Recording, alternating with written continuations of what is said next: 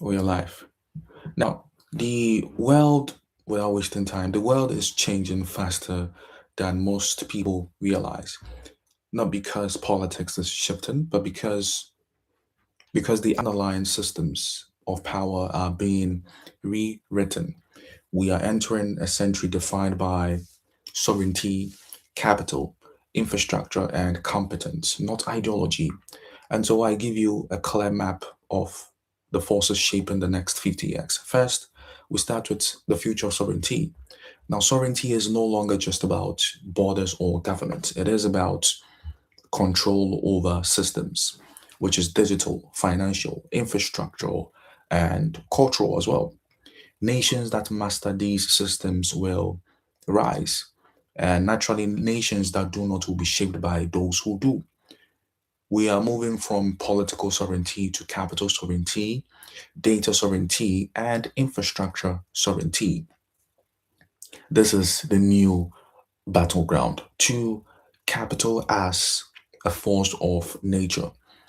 Capital behaves like gravity.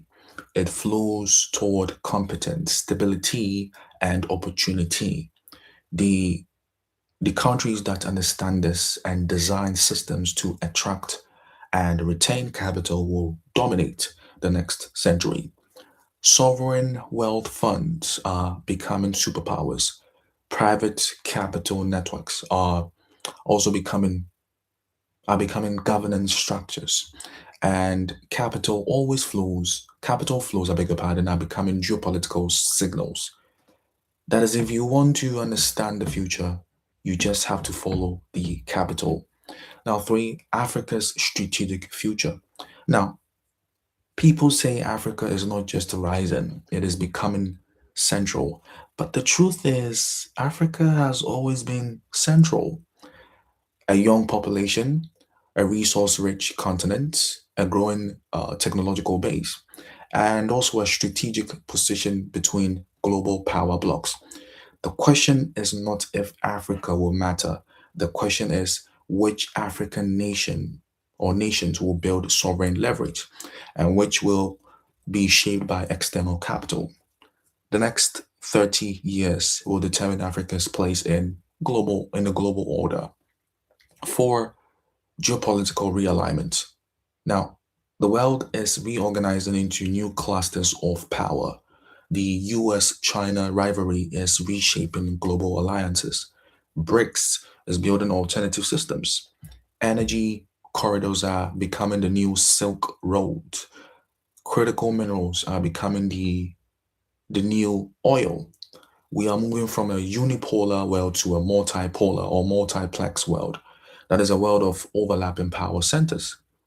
Understanding these shifts is essential for anyone into long term thinking. Five, systems of power. Now, power today is not loud, it is quiet, infrastructural, and systemic.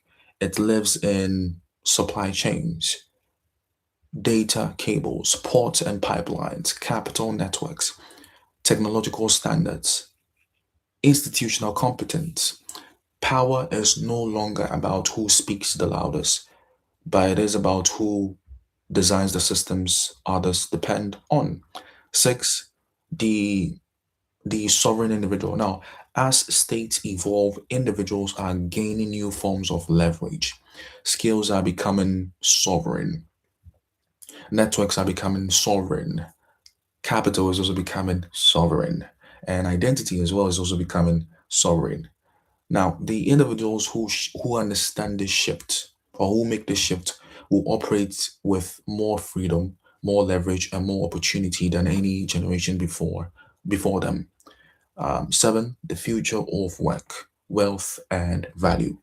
Now, artificial intelligence or AI is not replacing humans; it is replacing tasks. The real shift is from labor-based economies to leverage-based economies. That is, value will be created by capital, creativity, computation, competence, as well as coordination. That is, the people and nations that master these will lead the future. It is as simple as that. Now, eight, infrastructure as destiny. Infrastructure is not concrete, it is strategy. Ports determine trade, pipelines determine alliances, data data cables I beg your pardon, determine influence, energy grids determine sovereignty.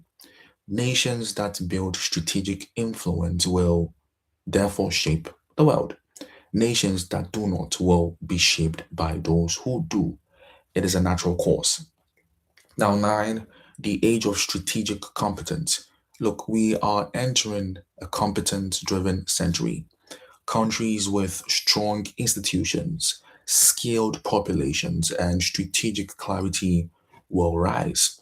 Countries without them will decline, regardless of ideology. Competence is therefore the new currency of nations. Now, 10. The sovereign future. All of these forces, which is capital, sovereignty, infrastructure, competence, are converging. The sovereign future is not a prediction, it is a framework, a way of seeing the world, a way of a way of understanding power, and also a way of designing systems that endure. These nations, companies, and individuals who embrace this framework, that is sovereign framework, will shape the next century. I'll end by saying if you want to understand the future, you must understand the systems shaping it. This is the sovereign future, and we are only at the beginning. Thank you so much for joining me. I won't waste much of your time. Thank you.